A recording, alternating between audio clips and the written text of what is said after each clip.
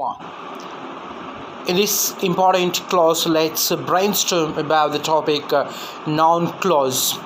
Noun clause, the topic itself forces that itself eliciting a meaning that there is noun in this clause.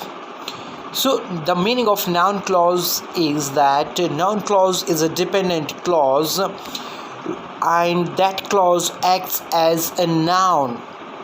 When any dependent clause which acts as a noun, that's called noun clause.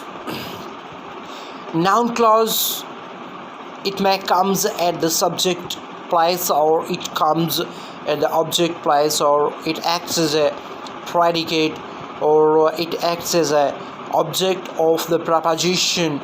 So noun clause we see wherever in the sentence. We see sometimes in the subject part, we see noun clause sometimes in the object part, or object of preposition, or sometimes it acts as a predicate. So how do we guess in the sentence, how do we identify noun clause?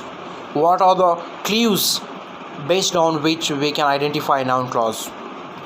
Noun clause casually, naturally begins with that and WH. WH includes subordinate conjunctions also. WH, that is what, who, whom, where, which, like that. Noun clauses begin with WH and that. So based on which we can identify a noun clause. And noun clause acts as a noun. How? Through the help of examples, let's know about that. For example, I read one example here.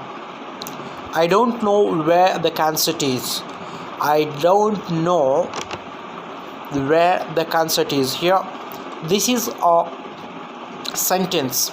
This is a complex sentence. It has two parts. I don't know. This is one part. And second, where the concert is.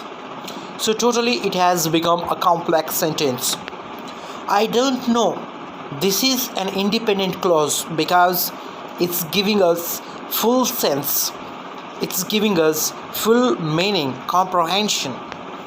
But when we see the remaining part, where the concert is, just you think about whether it is giving us full sense where the concert is. It's not giving us full sense. Because of that, this is dependent clause, and noun clause is a dependent clause. So here I already told noun clause. How do we identify noun clause? Begins here with WH, that is where the concert is.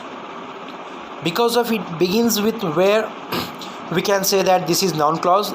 One way of identifying. Second way to identify is when we go through this sentence fully. Once again I read this sentence. I don't know where the concert is. I don't know. Don't know, I is a subject. Don't know is a verb part. Where the concert is, this is object part. And in this object part, this full clause, that is where the concert is, acting like noun in the object part. It is acting like noun. So this clause is called noun clause because of it acting like noun, and it has begun with WS, that is where. That's also one way of identifying noun clause. And it is a dependent clause because it is not giving full sense. We should understand that. So this is the way of recognizing noun clause. One more example I give regarding noun clause. One example I read.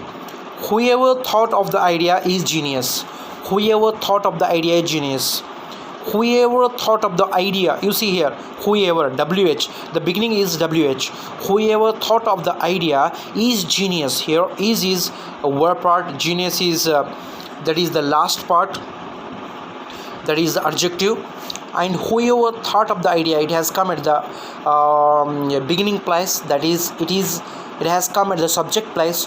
and it is acting like noun, because whoever thought of the idea, this dependent clause is acting like noun, so it is noun clause and it has come at the subject part.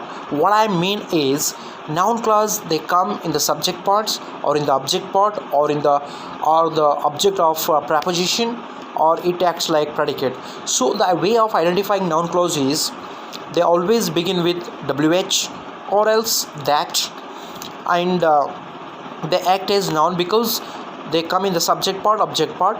So just by going through again and again, reading multiple times, we can identify noun clause. In the next class we go through in detail about that.